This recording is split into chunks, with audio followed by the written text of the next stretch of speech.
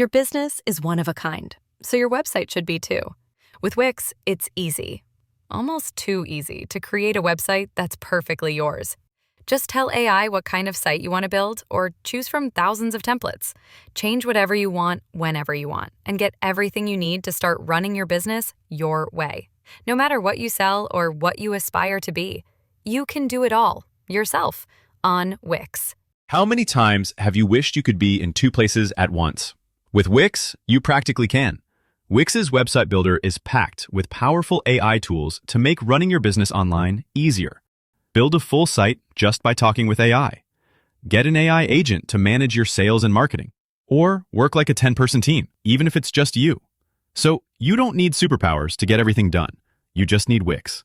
Try it now for free at Wix.com. Something Was Wrong is intended for mature audiences, as it discusses topics that can be upsetting, such as emotional, physical, and sexual violence. Content warnings for each episode and confidential and free resources for survivors can be found in the episode notes. Some survivor names have been changed for anonymity purposes. Pseudonyms are given to minors in these stories for their privacy and protection. Testimony shared by guests on this show is their own and does not necessarily reflect the views of myself, Broken Cycle Media, or Wondery. The podcast or any linked materials should not be construed as medical advice, nor is the information a substitute for professional expertise or treatment. All persons are considered innocent unless proven guilty in a court of law. Thank you so much for listening. You think you know me, you don't know me well at all, at all. Because know me,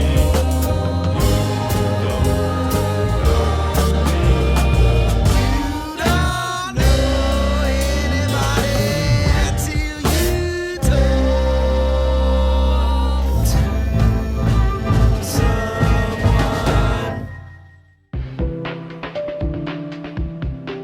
My name is Morgan Shanahan, and I've been a friend of Tiffany's for about 15 years. Is that true? Is that possible? I am a mom. I have a daughter the same age as Tiffany's son, Jude. So when we met, we were actually both in our first trimester of pregnancy. The first pregnancy for both of us, my only pregnancy. I'm a writer and a screenwriter and a content creator. I have worked online since roughly the same time I met Tiffany.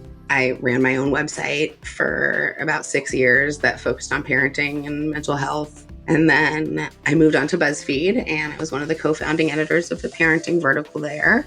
I also had the really cool experience of being able to start creating the video content around parenting at BuzzFeed. Tiffany has always been someone who seeks creativity. When you meet someone who has that kind of gift, it's just impossible to hide. I met her in the context of an internet message board, which is crazy to think about. That was such a scary thing to do, to actually connect with a person who I had not met in real life. But long before we ever collaborated, I knew that Tiffany was a person who I would one day collaborate with. Tiffany and I are both a little bit of like square pegs in round holes. The way I'll put it is that I think myself also being a little bit more on the edge of punk rock, Tiffany 100% immediately was a person that I would connect with. I was 27 years old. I lived in Los Angeles. In Los Angeles, that's fairly young to have a kid.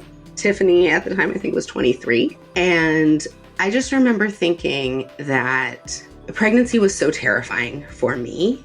I was so afraid of what it would mean for me, who I was going to be after I had a kid, and what that would do, what kind of impact that might have on my ambition, my career aspirations, all of these things that were a really, really big piece of my identity.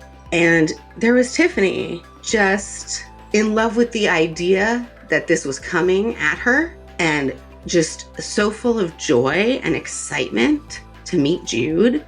Despite turmoil in her life, she had no fear of what was coming, of this new sort of adventure and this new step into adulthood. As I've gotten to know her, I've come to understand exactly why that was an exciting moment for her and a fresh start for her. It also gave me a lot of emotional inspiration to have that kind of confidence that I also would be able to achieve everything I wanted to achieve and still be a great mom. All of that was before we ever worked together. I remember very clearly when Bobby was killed, getting a message from Tiffany that that had happened. I remember it pretty well. It started with just the information that Bobby had died. And I knew that that all by itself was devastating.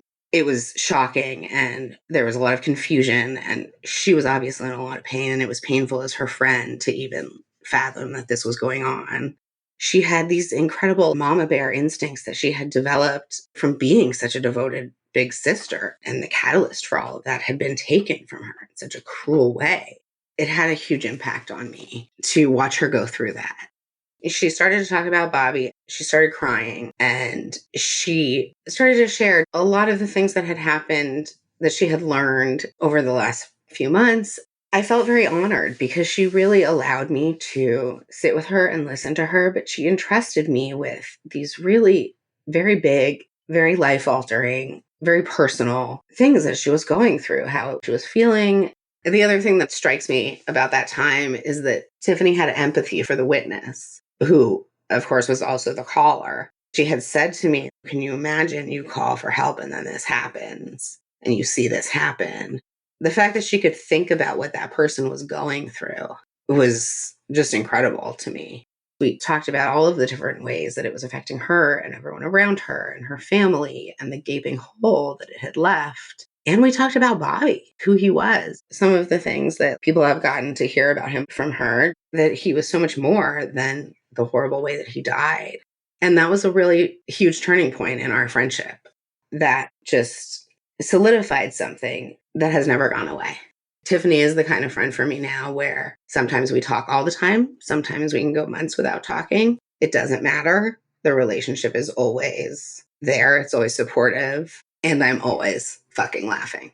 It was clear to me early on that Tiffany had a tough relationship with her mom. Over the years, I think it has ebbed and flowed. There have been better times and there have been worse times. Tiffany has been very gracious many times about wanting her mom to be able to be part of certain things in her life.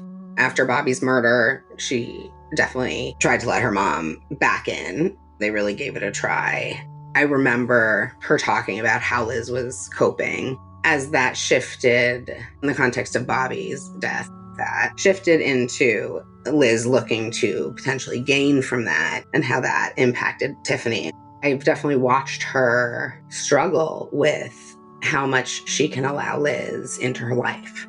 I believe it was at Ozzy's baby shower, important family event where after Bobby's murder, everyone was together as a family and Liz just lost her shit. And it was Tiffany's day, man.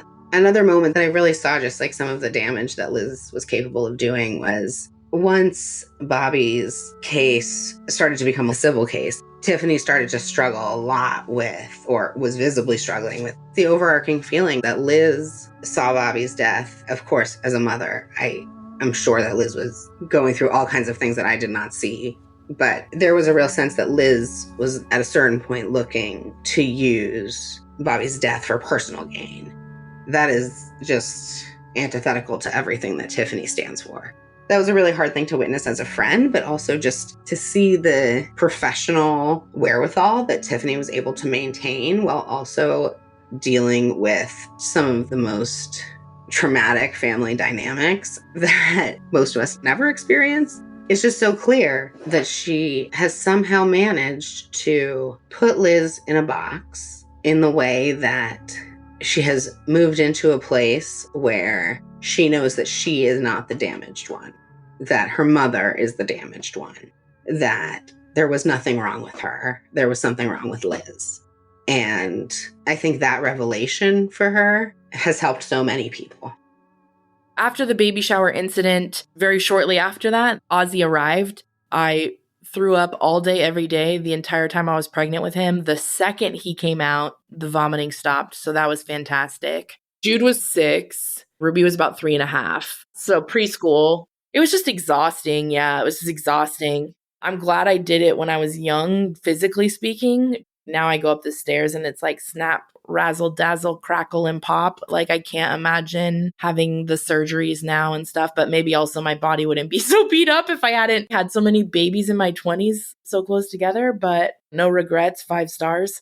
Ozzy came. It was so joyous. We had way better health insurance. We were in a better place in life. It was still hard to be sure, and we were still very much living on a budget and struggling, but we were so thankful. I also got my tubes tied, which was fantastic. Highly recommend. I knew I would be having a C-section anyways.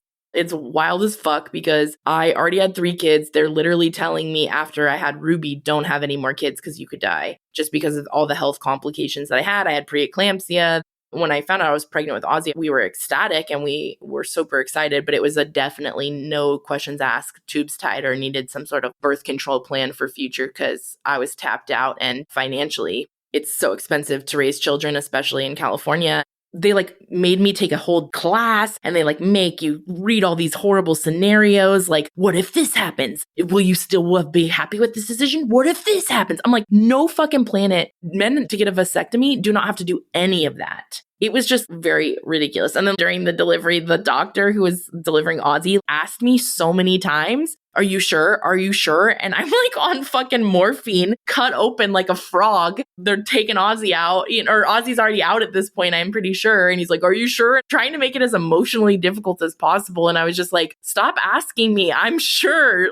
We already had outgrown our space that we were in because of how high rent costs are and the small space we had. But it was some of the happiest times of our lives, to be clear. We made the best of it. And the kids have so many fond memories, and they got to go to an incredible neighborhood school. And we didn't live in the nicest neighborhood, but there was less gunshots and it was a bit more peaceful. We were carving our own path at this point by the time Ozzy arrived, and we were just in a different place. Michael and I had both matured as young adults.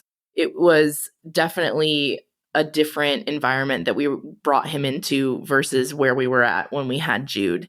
So Ozzy arrives and my website is continuing to grow. Instagram and Pinterest are exploding at this point, and all of this content that I've been banking for years is now exploding on Pinterest. I wasn't making a ton of money, but the numbers were growing, and that led to all these other opportunities. The nature of the work, it's very freelance writing. Sometimes you get, oh, cool, I got booked this job. Sometimes you go 3 months and you don't book a job. So it's very up and down, and it's certainly not consistent income that I could count on in any way. When income would happen, it would be fantastic. But the numbers continued to do well. The website continued to grow. I started to get outside opportunities.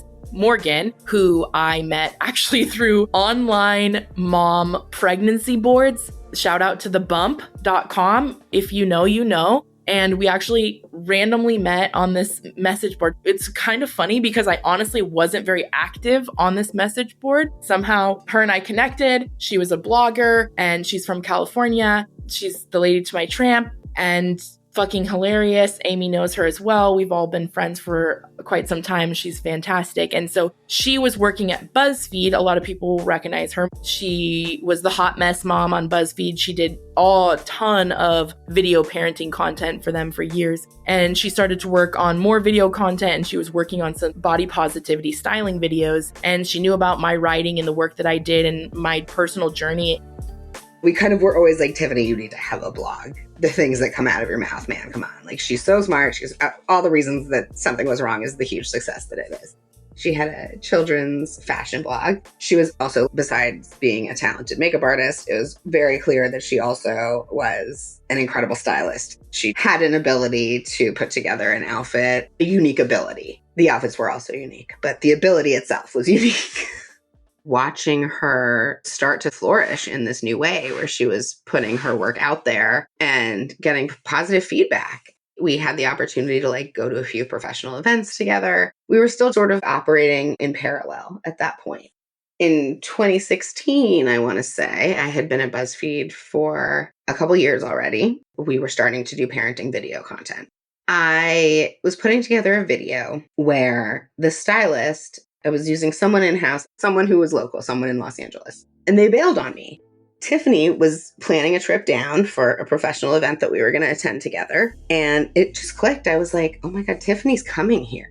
If she just came a couple days early, she could do this. I could hire her for this.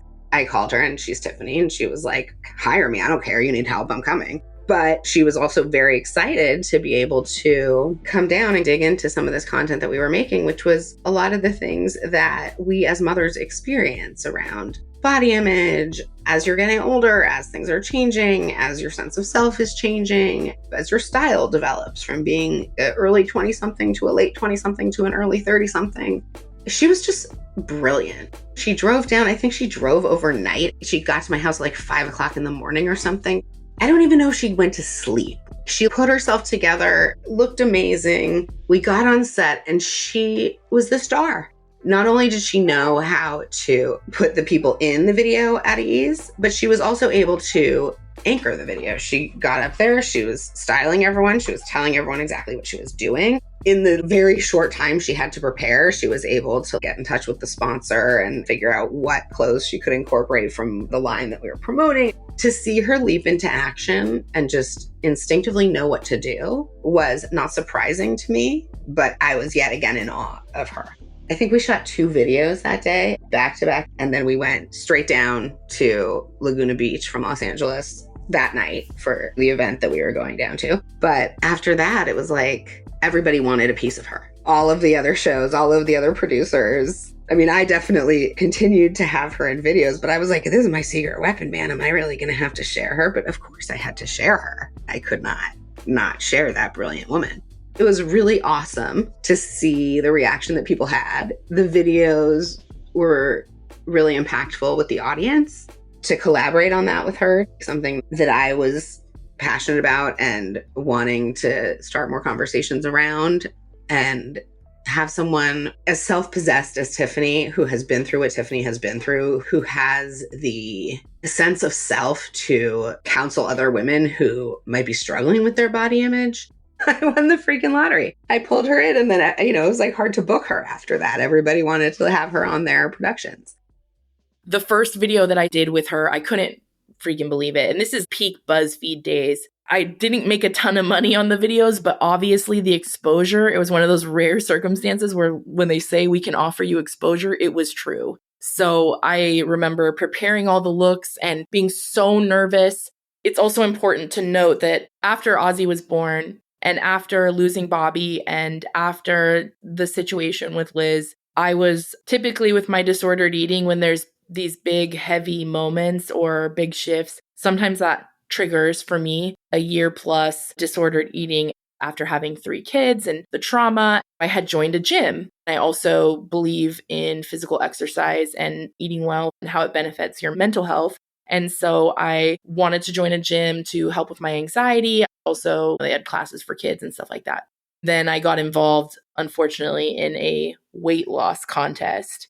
And it just led to a lot of problematic behavior. Because I had lost so much weight, I was feeling more comfortable appearing on video, which is ironic considering I'm a body positive stylist and going to do these videos. It's hard to describe how you can be both body positive and struggle with disordered eating. But similar to my depression, even though I know my depression is a liar, I still struggle with it. And even though I know that I have so much to be thankful for and so much joy and I have all of this, it doesn't change the fact that I have a chemical imbalance or I have trauma that can trigger certain feelings. I'm a human being. And honestly, a lot of my disordered eating for me has to do with physically how uncomfortable I feel eating, especially if it's in front of other people, and avoiding it, and then not taking proper care of myself. So during this time, I think I was more body positive light than sincerely body positive, but where things were in terms of the public conversation, I felt confident that I could do this. And I think it's really, really cool that I went from having my mom treat me the way that she did in dressing rooms, how she kept me from dressing myself and making my own choices and tried to just honestly beat me down so much, to then going on studying fashion and becoming more body positive and accepting who I was. Something that I talk about in my second book is I have disordered eating, but I also am super confident in my body. It's more so like how the outside world has treated me and made me feel like I shouldn't that has been the struggle. It's not because I hate myself and I think I'm so gross. It's just that it's easier to exist in this world and people are nicer to me when I'm thinner. Strangers, anybody, people are kinder to me when I'm thinner. I'm almost 6 feet tall. I am built like an hourglass. I have very curvy frame even when I am at my lowest weights. I am just a larger framed person. So I think where the disordered eating and stuff really gets stirred up and where a lot of the anxiety comes from is just the feeling of taking up space and the way that I was always made to feel bad for taking up space. And so a lot of my healing is accepting who I am, that I'm beautiful, who I am as an entire person, and overcoming all of the narratives that I had to the place where now I'm on BuzzFeed helping other women in their journey and helping them feel better about themselves. Now I'm in dressing rooms helping other people heal and helping heal myself in the process. It's really incredible and ironic when you look at the full picture and the full journey. My first video that I did with BuzzFeed was focused on this idea where we covered all the sizes on the clothing and we just styled the people's bodies based on fit and what they needed from the clothing and how they wanted to feel. So it's a lesson in like, we get so hung up in the sizing of things and stuff versus the clothes. We're always trying to shove ourselves into the clothes instead of looking at clothes for what they are. They're just objects and they're all made differently. And some are going to work for some and some are going to not work for others. But because we've been so brainwashed and because so many people are profiting off of the insecurity that they're trying to instill in us every day. It's $1 billion these people are out here making off of our insecurity. They want to keep us insecure, not just women, but specifically a lot of it is geared towards women. And specifically during times of year when they know people are feeling more insecure, aka after the holidays or aka right now when we're entering bathing suit season. Now I'm able to be a part of the solution. When I was losing weight and I was doing the gym, sharing all that stuff, unfortunately, I contributed to fatphobia because of my own internalized journey that I had. And I was presenting it like I'm doing this healthy thing, but the way that I spoke about myself and the way I treated myself was still not okay. And it was still coming from a place of shame because I was trying to gain the validation from other people and also to lessen the pain, which is existing in a bigger body in society and the way that people treat you and the way that that impacts your life and the way that that impacts a lot of things. Being able to be part of these BuzzFeed videos, also then getting clients from those opportunities and getting to work with people who have body dysmorphia or are overcoming eating disorders themselves, getting to spend time in their closets with them, making them feel better, making them feel good. There was so much healing that came from that with me. Getting dressed and going out, and anybody who knows me, it's like my favorite thing to do in the world. I'm like, give me an excuse to get dressed up. Once I get there, I'm good to go probably after like 5 minutes, but I love to get dressed up. I love fashion so much because people are art and information. And that's why I love meeting new people. It's like visiting a museum of a human being to me. I want to know everything about them. I want to know what they're wearing, where they've been. I'm such a naturally curious person. And I love fashion as self-expression. I think because of the way that I was deprived of that self-expression when I was younger, it made me hungrier for it. So it was this huge moment to be on this other side and also be free of Liz and free of Bob during these years completely and getting to just focus on my family and myself. And that felt so, so good and empowering. Throughout these years and every day of my life, I'm still unlearning behavior and I'm still a work in progress. But to me, being body positive is being intentional with the type of relationship that you want to have with your body. And the intention that I have with my body is that I want to have a positive one. I want to focus on the ways that my body serves me and has brought me here and has allowed me to do all of the things that I've wanted to do, trying to focus on being kind to it and grateful for it. And also, your body changes over the years. And I've had some health stuff that happened and pieces that have helped me also understand myself more and why certain challenges I maybe was more predisposed to. It was so cool. And all 3 videos that I ended up doing with Morgan and through BuzzFeed did really well. It really accelerated my career. Again, it wasn't necessarily financially yet, but exposure-wise. Eventually, I was able to leverage that into a styling career for a fashion company. I worked there for a few years and then applied for this dream job. Essentially, the job had three parts. One was styling celebrity clients. Two was overseeing a large remote team of stylists who wrote all of the comms for the website and blog, giving styling advice. And then the other piece was representing the company in public spaces like video, etc. It wasn't a ton of money, even though the job was such a dream because it's a startup company, but it was huge. I couldn't believe I got the job. I had to interview with like 27 people and their mothers and their grandfathers. Then I finally got the job and I was able to give Michael the opportunity for the first time to take a fucking break. And he was able to give notice at the kitchen. We kind of swapped in this moment. To be sure, we needed two incomes, but during this transition phase, and because we always are most concerned with our decisions impacting the children, we wanted to make sure that because Ozzy was so young, he would have a full-time parent that he's familiar with him through the transition. We didn't want to keep both jobs and then have to hire a nanny or somebody else to come into the situation. So that was a personal choice we made. It also gave Michael the opportunity to think about what he wanted to do with his life. And I don't think working 80 hours a week on his feet, sweating his balls off was the thing that he wanted to do anymore for not very much money. And it's a really hard job. He worked his ass off for a long time. So the other joy from getting this job was to be able to be like, fucking take a nap, buddy. Put your feet up. He was actually able to spend time with his kids in a much greater way than he was before because he always had to be at work. We'd be lucky if he got one day off a week sometimes. I was really thankful to be able to give him that as well.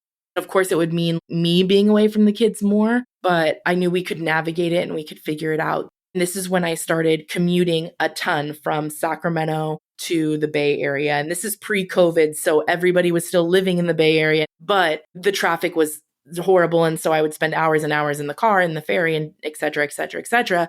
And I started listening heavily to podcasts. As I mentioned before, there was always this internal feeling of looking for purpose. And I thought at this time that perhaps this was the purpose, and really driven by not only the love of fashion and wanting to see myself succeed and be able to provide for my children and not be worried about whether or not we were going to be able to feed them, but also the satisfaction that I loved getting from styling and working with clients and helping people.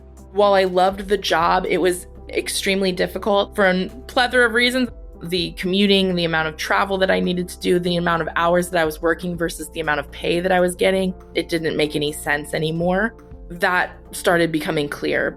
There was this one moment, and I honestly had forgotten about it until 2 days ago when I was thinking about putting my notes together for this episode. And I was like, oh my God, it's another one of those lightning bolt aha moments now that I think subconsciously influenced the work and the idea for the show, but I didn't even realize it until now. So at this company I was working for, was very much startup tech fashion company in the Bay Area. Think Silicon Valley, but sorority edition. There was a lot of fantastic people. I've met some of my best friends through this experience. There was a lot of joy and happiness, but there was also a lot of parts that I didn't like. It's funny because we used to do these business meetings, but they're like, let's start with a 5-minute meditative session led by so-and-so today. Oh, and there's kombucha on tap, everyone. No, you can't make a livable wage, but we have a bounce house for the Christmas party. This was peak boomerang. I will never forget that either. The boomerang function on Instagram, because we did so many goddamn boomerangs. We had these little teams, and each team was going to plan these different team building exercises. The team that had come up with the topic that we were supposed to discuss in this meeting was what keeps you up at night. They were all about be your authentic self, be your best self. And something that was told to me about this team that I was entering was they need somebody to bring the team together. That's who I am as a person, regardless.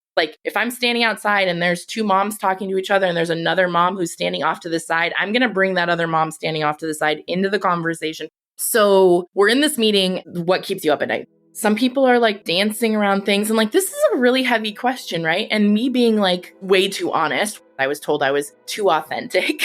They're like, we mean it in the normal people way, Tiffany, not in the Tiffany Reese way. I've fought really hard to live in my reality, and I plan to stay here in the truth as much as fucking possible. So we're going through this. There's some vulnerability happening. So in this meeting, I decide to share that I don't have a relationship with my parents. And the reason for that is that my parents were very abusive to me growing up. Sometimes it's hard for me when I'm in high pressure situations to shake off negative thinking. I'm sharing this and I look up and there's multiple people crying. And then the people who shared after me started sharing way more intimate stuff. And then it kept going. Afterwards, multiple people came and spoke to me in private and were like, thank you so much for sharing that. I experienced this. And then the manager was like, what you just did brought our entire group together. That moment of vulnerability and you being brave and opening up.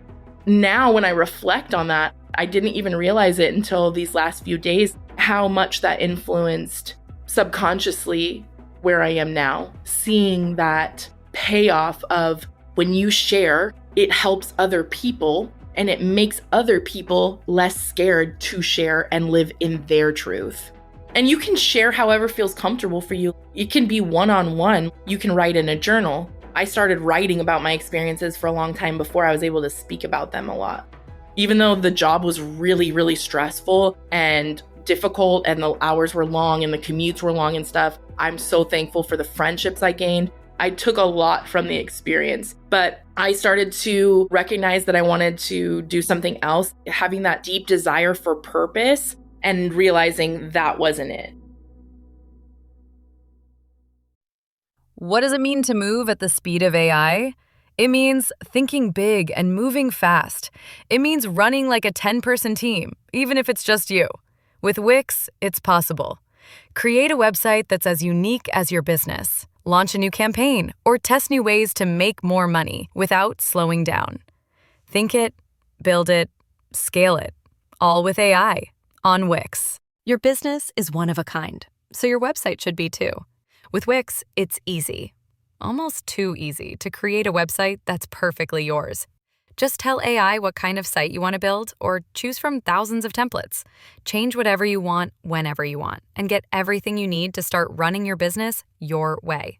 No matter what you sell or what you aspire to be, you can do it all yourself on Wix. Go to Wix.com.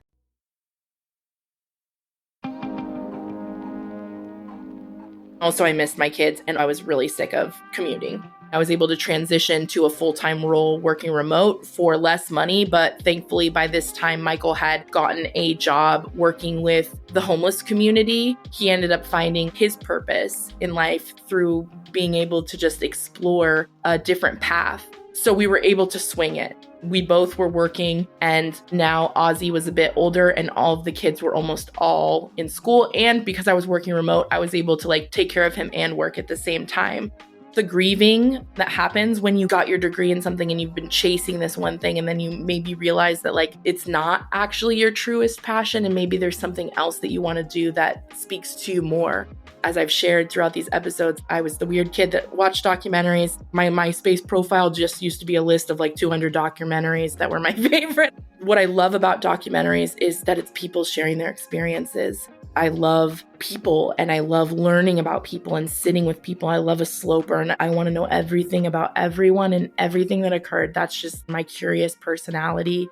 I loved podcasts, and that was a joke at my old job, as people would always talk to me about podcasts, and a few people had suggested, you need to start your own podcast. I still had a following that I had somewhat retained from Instagram and the website and stuff. So I'm working, Michael's working, and I had some other things that happened in my personal life that I'm not going to get into that don't apply to my family. And I found myself in one of the darkest depressions that I've ever had. It was really scary, and Michael was concerned for my mental health. I felt like I needed something to pull myself out of it. And then welcome, everyone, to our very first Something Was Wrong live here in Sacramento. My name is Alyssa Doyle. I will be your host tonight. So let's just kick it off. How did the podcast come to be? Let's talk about that a little bit. So the podcast came to be through you, and you're like, well, my friend was supposed to be getting married. I don't know the story, but like, I know that XYZ happened. Yes. This was at a diving bar in East Sacramento, I believe. Yeah. Yes. It was for our friend's birthday party. I had smoked probably like 2 joints at this point. Yeah. You were telling me the story, and I was just like, oh my God. And you didn't know all the details, but I was just like, what is happening? And I remember the one thing that I remember for sure was the cellulite text. You were like, all I know is this fucking guy created this fake person and somehow brought up her cellulite. And that's all I needed to hear. I was like, podcast right now, fucking get it together. Like, I need to know this story. I'm a really curious person. And I was just looked at you and I was like, that would be such a good podcast. And you were like, yeah. And I was like, yeah. And I remember we were like standing in a group of people and like, they were like, oh God, they're talking about podcasts again. Like, you know, just like walking away. So Sarah, what were your initial thoughts when you were approached about this? So you texted me, and I remember the wording was so thoughtful and so diplomatic, as you always are. But I knew the source too. So my first thought was, ooh, like a podcast. And I thought, oh wait, it's about my worst nightmare. And then I kind of like paused for a second and thought about it. But knowing you, that was what I think caused me to react positively, because I knew how delicately you approached it and that you valued me as a friend and you wouldn't suggest something that was, you know. And it was really soon after. Yeah, it was within like 2 or 3 months. It was the same summer. Yeah, I think you texted me in like June, so the wedding was called off in May, and I think it was either June or July. We communed at Reese's home. Yes. So we set it up, and then you came over, we met, we turned on a way shittier microphone than that in my kitchen, and that was pretty much the majority of the audio from the first season. And then obviously as like more things came out over as episodes started releasing, there was more content to record. And that was about a 5-hour sitting with you. 6? Yeah. I know that I bought a lot of snacks from Trader Joe's and no one ate the snacks. And I don't know why I bought so many crunchy things and next to a microphone. I do remember the first couple hours, we were being really polite and like being very aware of our reactions and stuff. And by the end, I swear to God, I was like up pacing the room because I had heard all the details. I was like, are you freaking kidding me? I didn't even think about what it would be like for you as a longtime friend, because we've known each other for over 10 years-ish, around there. To hear the story, I like switch into storytelling mode and I'm not thinking about it. And by the end, we're flipping tables and throwing snacks and screaming and yelling. Yeah. It's strange in life how all these experiences happened that felt like these little breadcrumbs leading me down this path. When I reflect now, it's like all of those pieces perfectly aligned and made sense for me to make something was wrong.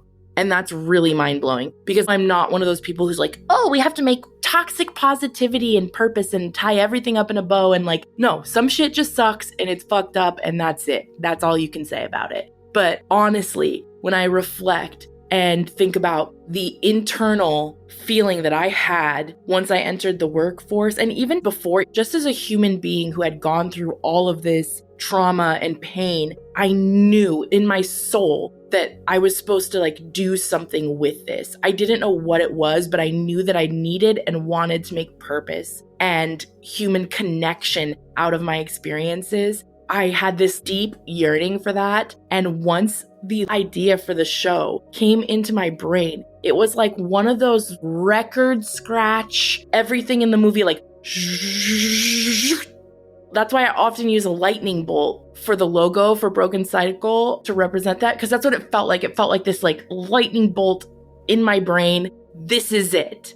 And when I said it to Alyssa, she was like, yes. It was like she knew it. And then when I told it to Michael, like, what if this is my purpose? He was like, yes. What if it is, you know? And as I started talking to more people about it, they're like, yes, Tiffany, this is perfect for you. You have to do this. You have to do it. So then really season 1, there was no guarantee that anybody was even going to listen to it, right? She started Something Was Wrong from nothing. She talked to someone whose story moved her and she decided to go bigger. I knew she had the capacity to produce something, but when I heard the first episode, it just blew me away. I remember crying because I just felt like this is everything I've seen her do come together. And she dealt with so much, with moves and the loss of important people in her life, all of the sort of unfair tragedies that continue to happen, no matter what else you are trying to accomplish in your life. She pushed through all of that and she created this thing and she stayed consistent with it, which is so hard to do when you're going through stuff. Watching her develop as a storyteller has been incredible. Her instincts of what people need to learn and hear and understand about the world to know that they're not alone, and her ability to tell a really fucking good story just blew me away. And I remember like gushing so hard, like, this is so incredible. This is not something that I didn't believe you could do, but holy shit, it just never even occurred to me that you could blend your skills in this way, that you could bring it all together into this one thing. You found this one thing that made so much sense for you, that drew on the empathy that you have, and find a way to blend that with the personality and the joy and the humor that comes so naturally to her. It is a gift. It really is. So my experience of Tiffany has just been like unwrapping one gift after the next and watching her find new ways to conquer the world. And every time she does it, I put my bullshit aside and look at her and think,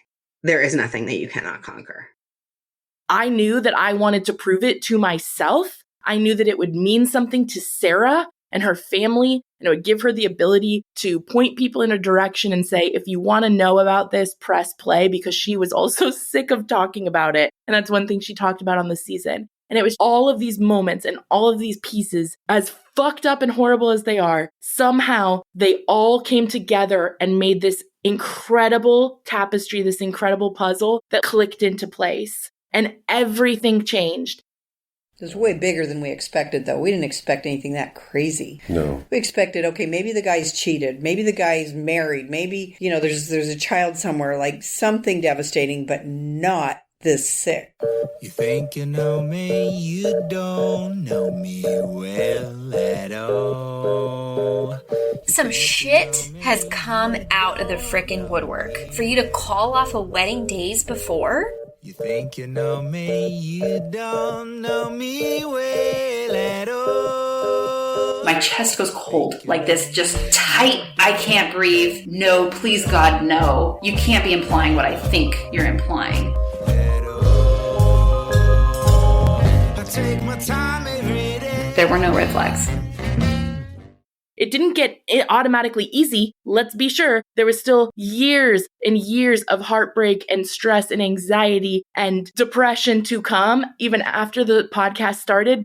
As I said in my Iris Award speech at the end of the season, very drunkily. And the winner of the Iris Award for Podcast of the Year is Tiffany Reese. Something was wrong.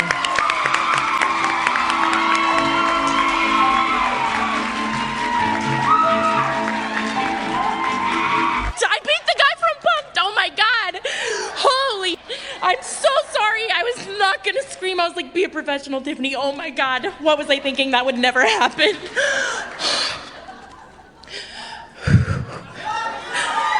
Oh my God. I really want to thank my husband, Michael, and for my kids who put up with me ignoring them on Sundays so I could edit this podcast. Then I'm going to keep buying you guilt donuts, and I hope you're fine with that, and one day you'll forgive me. Okay. I want to thank... Is there going to be like a band that plays? We're going to start singing. Okay. I want to thank... Holy I want to thank Sara that the podcast is about. She's amazing, and she inspires me every day to share more about myself. And my friend Alyssa, who introduced us and cheered me on. And 1 in 3 high school girls in the United States experience either physical or sexual violence, or both.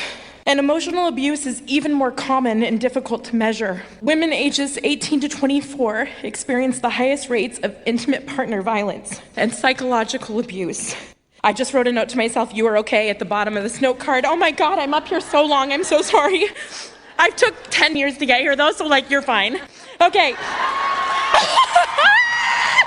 Oh my God. Okay, you guys, 11 months ago, life was not good. 2018 was a y'all, and Mercury was in retrograde like so many times, it was insane.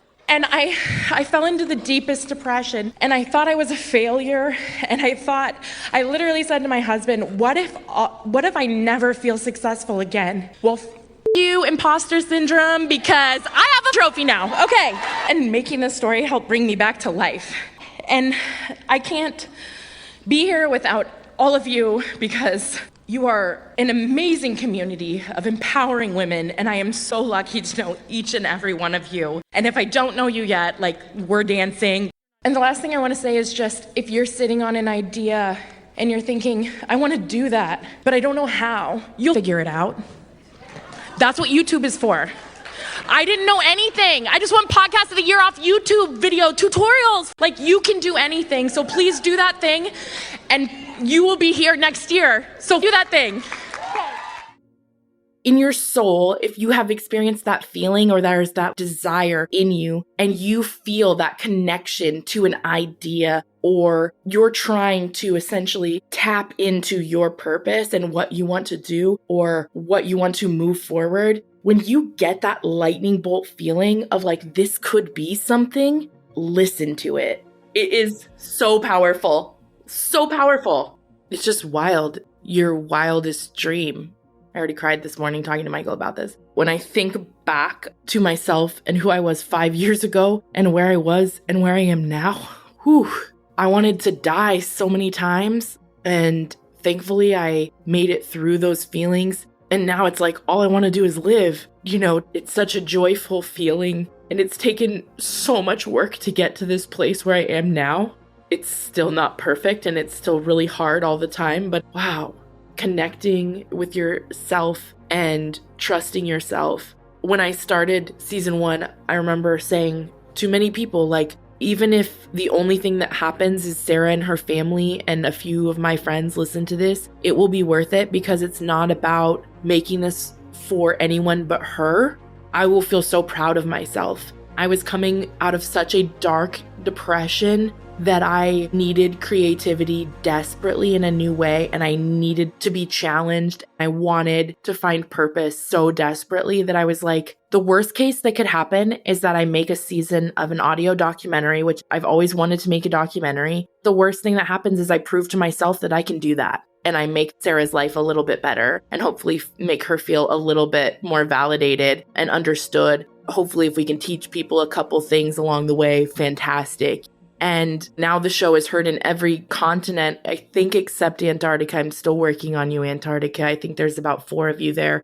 I've been going through submissions and doing a lot of planning for future content to come across people's messages that are your podcast saved my daughter's life. I'm just very overwhelmed with an immense amount of gratitude as I am on the other side talking about the hardest parts.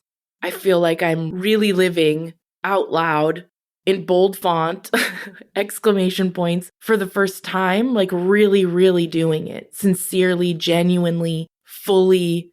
At first, the vulnerability felt so scary. But on the other side of that, of the sitting with it and the letting it go, not that the pain is going to be gone, but there is so much freedom in living in your truth, giving space to yourself, and validating your own feelings. Validating who you were and who you are now and how far you've come is an important thing to do. That's why the first book that I wrote ended up being about gratitude, because gratitude helped me survive my darkest times. I'm thankful for a roof over my head, thankful for my family. I'm thankful for the most basic things. When I get out of gratitude is when I get to a really dark place. Meditation and different exercises have also been really helpful. And a lot of it is stuff that I learned through the show. And through survivors, through the reading, through the research. It's just really mind-blowing, the whole full journey, reflecting on how far that little girl in the nail salon who was told to go on a diet at 4 years old has come. How far that girl who was told she'll never be successful, she'll never have a boyfriend, she'll never have kids, she'll never be anything because of how she presented in this world. And it's not only did I do all of that despite you, I've done it really well and in a way that I'm really proud of, and with integrity, most importantly. It also is a great reminder to have sympathy for those who can't pull themselves out of their own shit. Liz and Bob, they're going to live in their misery and do whatever they're going to do because they're unwilling to accept responsibility for their behavior. And that's the difference, right? Between people who are toxic to us. We're all human and we all make mistakes and we're all capable of bad behavior. However, people who are empathetic and compassionate and loving and kind take accountability when they harm people. They don't just say sorry. They actively make change in their behavior to show that they are sorry and that they are respecting your boundaries and your feelings. That's the difference. When I got to a place where I saw that I was continually going to these people for something they could not give me, they were incapable of giving me, I started to focus on instead giving it to myself. That is when everything changed. How it feels is free. I feel so free. I felt so at peace with it. It was still hurtful, don't get me wrong, like all of the shit that came before it. It was still painful, even though I knew it wasn't right. It still hurt. And there's still grief for what's not there. I wasn't even 30 years old yet, and I've already lost my brother and chose to cut contact with Bob and Liz. There's a lot of grief and pain, but it's a completely new chapter, and it is so freeing. People will say, like, have you spoken to your mom? Or like, are you planning on speaking to your mom? And just for the record, everyone, for the rest of time, the answer is no, I do not plan on speaking to her. The reason for that is that the peace and the freedom. Not everybody deserves access to your energy and your life. My kids deserve better. I deserve better. And I learned a lot about life doing the exact opposite of what my parents did. So I can thank them for that. I also think that as much as my parents hurt me and harmed me, that they're also human beings who perhaps did the best that they could. It's not an excuse. It's more of giving grace because that serves me to release the resentment. Bringing up all of this and talking through all of this, how upset it made me, and hearing myself back, hearing how hurt I still was, I realized that a piece of the healing too is now choosing to find compassion for them because I now get this incredible life that they don't get to be any part of. And in all the fucking possible ways, I won. So like, fuck you very much. I release it, and as painful as it still can be to think about, I also have reached this place of, I guess it's more pity. So maybe it's not real healing, but at least it's better than anger. Maybe on the other side of pity is forgiveness. Amy, I know that we talk about this a lot. Forgiveness isn't required. You can let go and you can move on and you can seek closure within yourself. Part of the journey for me is also reminding myself that some people are just not going to apologize or take ownership of the things that they've done to you, because then they would have to look inwardly and face a lot of things about themselves, and they may not have the capability or choose not to. I can't let that delay my healing, because I've been through too much and come too far to allow them to hold me back any further. They got too much of my energy and too much of my time. It is an honor and a privilege to be a parent. It is not a guarantee. Anybody who tries to convince you that blood means that people can treat you however they want and have no accountability, family is family, that is completely toxic and false. That's what abusers want us to believe. They want to keep us there. They want to silence us. And I'm going to get into that a little bit more about the reflection I had about all the ways my mom tried to silence me, even in these last few years. But I'm able to start letting go of more. So I'm going to start focusing a lot more of my energy on that and living in the past a lot less, because I'm feeling really done with the past. The more that I have learned through the show and through therapy and through these years is a different understanding of how the parent-child relationship should be. But because it never was there in the first place, it was very confusing navigating through that. But now when you look at the evidence, the data points, it's quite clear in a different way than I've ever had clarity. And honestly, I've learned so much through other people sharing that I'm finally able to contribute something. Now I know, thanks to Amy's research and her help through the season, that about 6 months after the baby shower incident was when their civil case was finalized, and I believe they got their settlement. I don't know if her behavior had anything to do with that, but she's so selfish and strange about money and possessions that it wouldn't surprise me. She's told me so many times in life that basically if it was an inconvenience for me to be around for whatever reason, if I was being too poignant or truthful or emotional or whatever it was, she would push me away to avoid accountability. Or, if she felt self-conscious about substance use, things like that. So it makes me wonder, because she knew that I thought that the money should go to Bobby's daughter, and I had made that very clear, because she knew that I knew everything about her racism and Bob's racism and the community that they're now trying to infiltrate essentially for their own gain. I wonder if it was convenient for her and she knew what she was doing when she came to that baby shower that day. In the moments of honesty, she has confessed essentially to those sorts of things before. It was difficult to see people like Bob and Liz. Liz specifically was going to these vigils and going to protests and stuff, which, to be clear, Bob and Liz, there were so many times where I would be out with Liz. And I remember one specific example I'll give is being at a movie theater with her in South Lake Tahoe, and the young teenage gal who was waiting on us while she was getting popcorn or whatever did something that Liz didn't like. And Liz, such a Karen, slammed her fist on the movie popcorn counter and said, "Fucking Mexicans," at this girl. I was so horrified. My mouth just dropped open. She stormed off and I was just left there apologizing, "I'm so sorry. She's such a bitch. I'm so sorry. Are you okay?"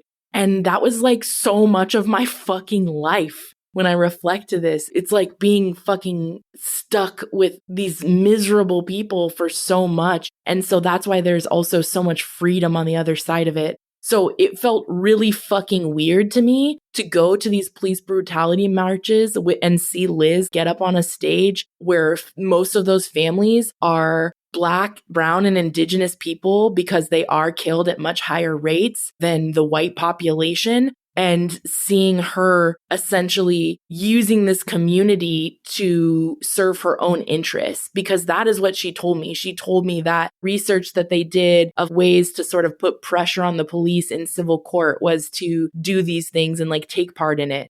Now, does that mean that they didn't also care? Sure, they did, but it's you have to look at the whole picture and all the data points of this person and these people and their behavior leading up to these moments. And I pray to God that she had a change of heart and has reflected. I've never heard that reflection, so I can't speak to it. She just pretended, as she always did, that things never happened that happened.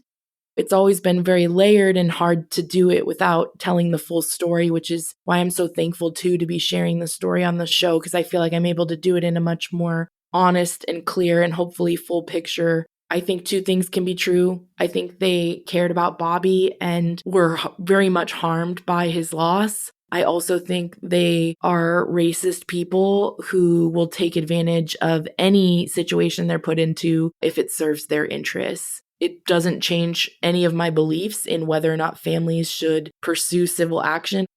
And also just knowing how selfish they are. It was very difficult to navigate all of the emotions regarding Bobby's death, who killed him, the accountability options, the money element given my parents' past. There were so many different layers to it. Throughout the first 2.5 years, I still had to work a full-time job on top of parenting 3 kids, on top of taking care of a household, and then working on the podcast, which was a second full-time job. So no days off at this point. But I think that because of where I was emotionally, I was really ready to be head down in the work, connecting with Sara and Alyssa and discussing these things and learning more and reading and educating myself and all of it, that lightning bolt moment. And finally feeling like I'm walking in my purpose.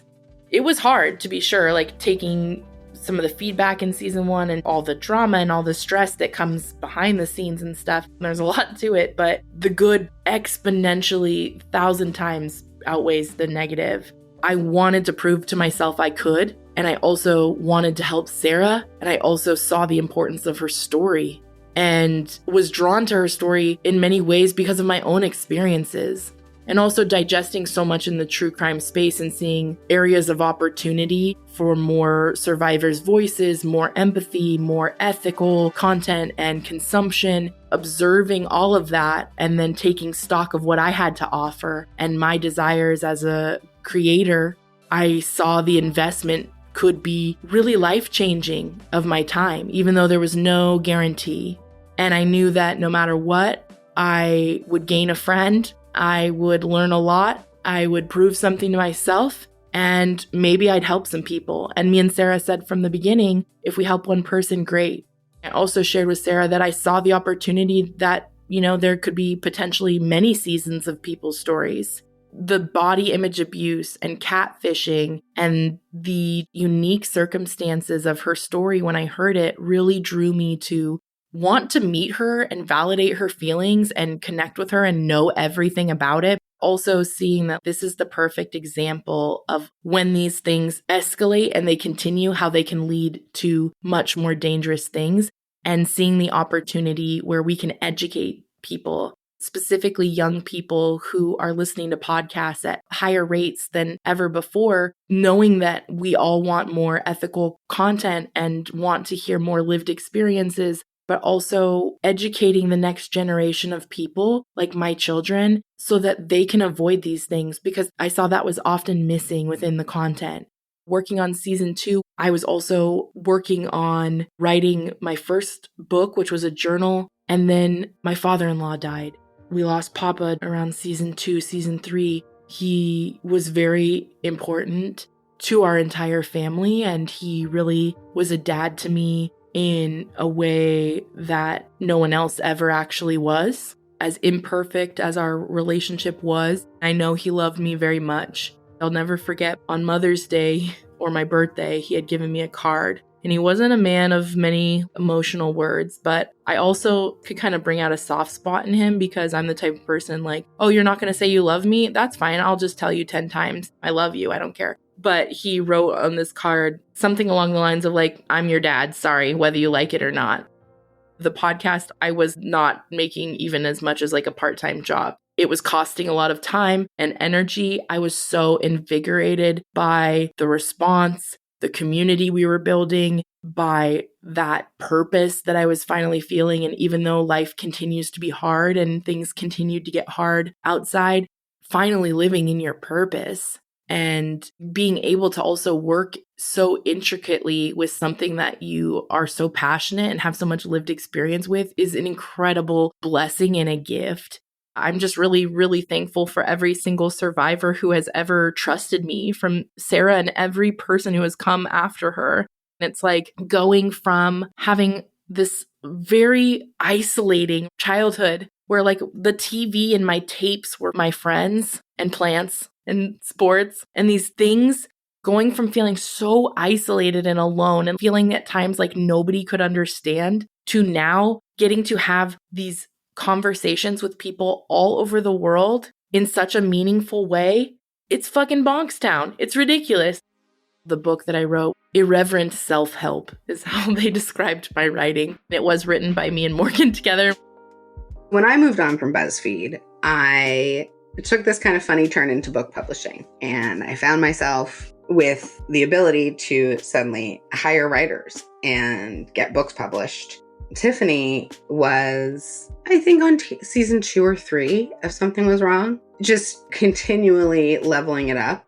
Every time I listened to it, it just blew my mind. She just is so natural and so good at it. It was my daily listen on my way to and from work every day. But I was developing a book that was a gratitude journal for people who had been through some shit, essentially. It occurred to me that my friend, who was so brilliant, who I would have wanted to write this book under any circumstances, had created something where I could go to my bosses and I could say, look at this. She should do this book. She's the person that we're going to hire for this. And she brought that work ethic to it. She rocked it out. She was amazing and effective. For the first time, we disagreed on something professionally, and she won that argument because she's smarter than me. But even in collaborating and disagreeing, collaborating and having to have tough conversations. I was just so excited to be able to work with her, and I learned from her. I learned from the way she self-advocated. I've worked with a lot of authors, and some people are just so excited for the opportunity that they lose sight of their own best interest. Tiffany is true to herself in a way that would never allow that to happen, that she would not put something out into the world that was not authentic to her. So I hired her to write another book because obviously when you learn something from the person that you're working with, you want to work with them again. When I reached out to her about Strong Women Rising, I remember saying to her, I think you can write whatever book you want. So I want to present this opportunity, but I don't want you to feel like you have to say yes because it's me. And I don't want you to write this book if it's not a book you want to write. Ultimately, she did decide it was a book she wanted to write. And I had her in mind when we were first developing that book. And she brought to it more than I could have ever imagined, which I think at this point you realize would have been a lot. My expectations of her are pretty high. It was yet another capacity in which I got to work with her. And at that point, she had been doing so much research and working with so many people and connecting with the audience that we're talking to now. And the knowledge that she was able to infuse into those books, especially her second book, was just so valuable. And I think for the rest of my life, that book will be one of the things I'm proudest of because I had a small part in bringing a little bit more Tiffany Reese to the world. A few months before COVID, finally stepped away from my other position because the show was finally starting to make almost as much as that job was making to where I could justify it. So I actually wrote the 2 books that I wrote for the money that they paid me up front so that I could continue to make the podcast for 6 more months because I believed that much in the podcast and the idea. And I saw how the community was impacted and how meaningful it was to myself and our community. So I'm like working full-time job, taking care of 3 kids, wrote 2 books and made the podcast all at the same time during 2019 and 2020, just so that we could reach season 5, season 6, which is just wild to think about now. And then COVID happened, the lockdown happened while I was working on season 4. I had gotten like my tax return. And so I had decided I was going to invest in myself for 6 months and get myself in a very small, inexpensive office outside of the home because we were living with so many people that it was nearly impossible to record or write in peace. And then within weeks, COVID happens. And then as my second book was coming out, COVID is happening. It was very interesting times, and we all kind of know how that went. Some things transpired, and we ended up during 2020 not having anywhere to live. That was a really difficult time for our family. Within a few weeks of the lockdown, emails were being sent out at a lot of networks, not just the ones that I was at the time, where it was basically like, we don't know if you're going to make any money this year or next year because advertising is the first thing to go when the economy is struggling, typically in terms of people's budgets. During the summer of 2020, Memorial Day weekend, George Floyd was murdered by a police officer. While that was happening, we were losing our housing. It was a very difficult summer for our country, the protests, and certainly given Bobby's murder, it was very difficult emotionally to navigate all of that. I was so thankful to see that some people were finally starting to care and honor police brutality as a very valid and real thing and the ways that it impacts Black, Indigenous, and Brown people the most. It was also extremely triggering and hard because a lot of times when I would try to get on the internet, even if it's for work purposes or whatever, there's these horrific videos, and obviously that's extremely triggering to anyone. It was really, really hard. While I was working on season 5, the lockdown was continuing. We ended up barely being able to get a house, and we were living in one of the most dangerous neighborhoods in Sacramento again, and a very small space.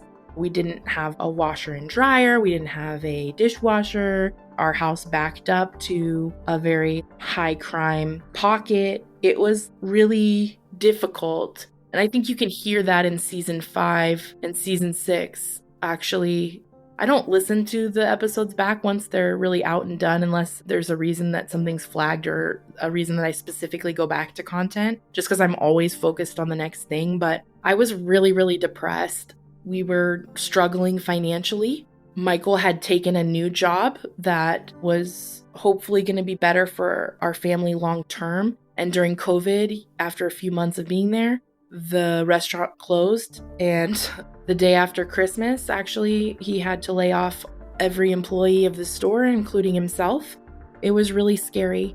The kids had a hard time. The neighborhood we lived in, it was during the weird firework time too, where people were setting off fireworks for no reason all the time. And they were specifically doing this in this area that we lived. People's houses and trees caught on fire from fireworks. But also it was just like gunshots and so much violence and stuff all the time.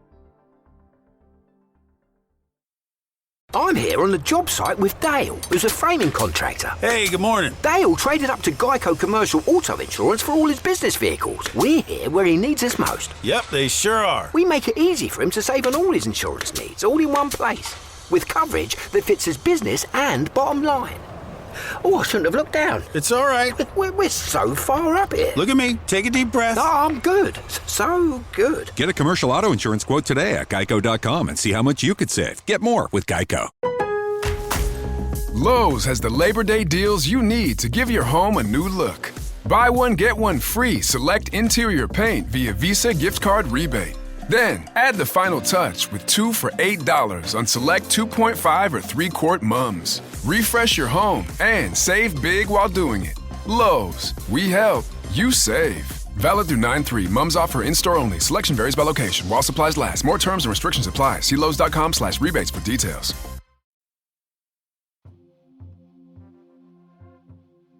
I never questioned whether or not I wanted to continue the podcast. It was more always a question of, can I continue to make the podcast and somehow make enough money so that we can count on this and that I can justify all of the time that I'm spending because our family is hurting. I think getting on the other side of the depression. What was life-changing was when I started feeling suicidal ideation that I couldn't place. Thankfully, I recognized it. I went to the doctor and actually we met over Zoom and then she sent me in to get blood work and it was determined that I don't want to get into it in detail, but like my thyroid's broken and I'm severely vitamin D deficient. So the two things that the blood work revealed majorly impact your physical health as well as your mental health. There's things you can do to like navigate it. It was also really good for me to know that information during COVID because the health stuff that I had going on made me way more susceptible to losing my life if I got COVID during this time pre-vaccine. Through the doctor and was able to start treatment, and also through the forming of the podcast and a lot of the healing, the making sense and reflection and just learning more, I was able to reflect a lot on my disordered eating and come to terms with a lot of things. I'm really thankful to share that I have not been specifically on a diet where I'm like, I'm going on a diet for over 4 years now. And even though I still struggle with disordered eating, especially when my anxiety is high, as I've shared, and it's still work in progress, I am incredibly proud of where I am now compared to where I was in the past. In general, my body positivity, the relationship that I'm able to have with my body now and the place where I'm at is in such a healthier place. It's been really beneficial to me and I think frees up a lot of my brain space so that I can focus on the show and my family and the things that I really need to focus on. After I started addressing my health, taking better care of myself, even though we were still struggling a lot, it was emotionally getting a little bit better. I started working on season 6. And that is when we had the Jez episode where Crime Junkie then made 2 follow-up episodes called Operation Fireball. Through that crossover episode that we did, it completely opened up the podcast to a much, much larger audience. Britt, she had listened to the show and we had communicated with one another since season 1. Then having their support, it was completely life-changing. It completely skyrocketed the show in a whole different way. I'll never forget seeing the show shoot up on the charts and not being able to believe it. I never even looked at the charts really before that because I don't know if I was ever even on them. I was too busy working and paying attention to other things to even think about that, honestly. Then I remember it was at number 2 and I was already shitting myself. I could not fucking believe this. Me, miss never gonna be successful. Me, miss really bad credit score. I'm number 2? Me and my fucking $0 budget? And then I went to bed and I woke up. It was fucking number one. I think it was like 4 a.m. or something, and I was getting up to pee. I opened the app and I saw it and just screaming and the dog barking and everybody was like, what's going on? And I'm like, I'm number one! The whole family jumping up and down and screaming for like, seriously, like forever. My kids were so proud of me and Michael was so proud of me. Definitely one of the most life-changing moments. Like, holy fuck, maybe I will be able to like pay my bills now. Maybe things are going to change. Maybe I'm going to be able to like make this show and be able to survive. And also like, fuck, look what you did. You fucking did that shit. You fucking put yourself through school. You fucking worked multiple jobs. You fucking trained yourself. You fucking worked so hard to get here. Now you're seeing this representation of all of those years of work finally here, and it was undeniable proof. It was insane. I remember that whole weekend walking to the house and just being like, number one, just like, I could not contain myself, and my friends celebrating me, and I just couldn't believe it. I honestly still can't believe it. It was wild, feeling like so proud and knowing all the bravery that it took from the survivors. And also how this was going to mean that their stories were going to be reaching so many more people, which is what we all wanted. It was amazing. Amazing. Then comes Amy. We started working on season 7. Amy's book was about to come out.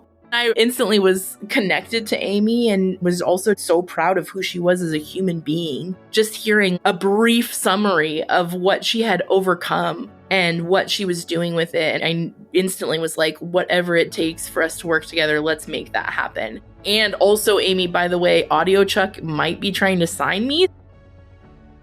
That's next time on the season 16 finale of Something Was Wrong. I have to know my limits. Like, even just going to the site, the only one time I went 2 years ago, which is so wild that May 4th was when I started digging into this, exactly 2 years ago. I just pulled up the email that I wrote June 2nd, 2021, 1:15 p.m. to Eden. Hello, Eden. My name is Tiffany Reese, and I'm a journalist and podcaster. I actually found your dad's name on it. It does say it's a recommendation to settle.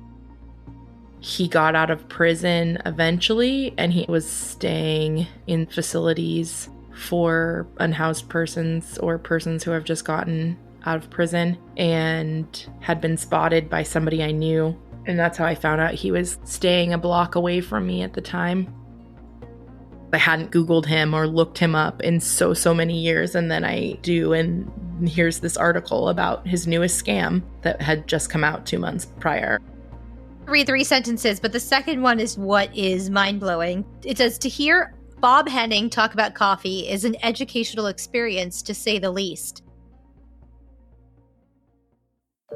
Something Was Wrong is a Broken Cycle Media production, created and hosted by me, Tiffany Reese.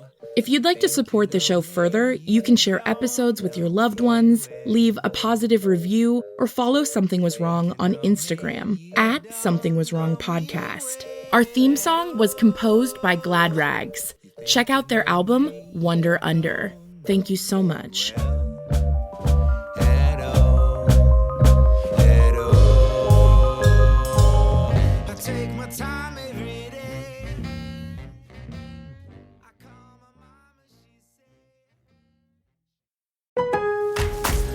Lowe's knows that no matter your paint project, saving is at the top of your list. That's why when you shop today, you can buy one, get one free select Valspar and HGTV Home by Sherwin-Williams one-coat coverage interior paints via rebate.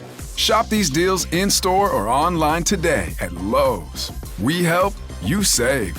Selection varies by location. While supplies last. Discount taken at time of purchase. See sales associate for details. Offer valid 8/21 through 9/3. Valspar Ultra starts at just $29.98 a gallon. So we've got you covered when your daughter wants to paint her room again. After last year's masterpiece of a unicorn mural. Dad, please. Or when you realize that maybe you went too hard on the grayish. I miss color. Or when you were sure you wanted a home gym, but your elliptical is currently hanging your laundry. What about a home office? Shop everything you need for your next phase with Valspar. Available at Lowe's. Price varies by Shein.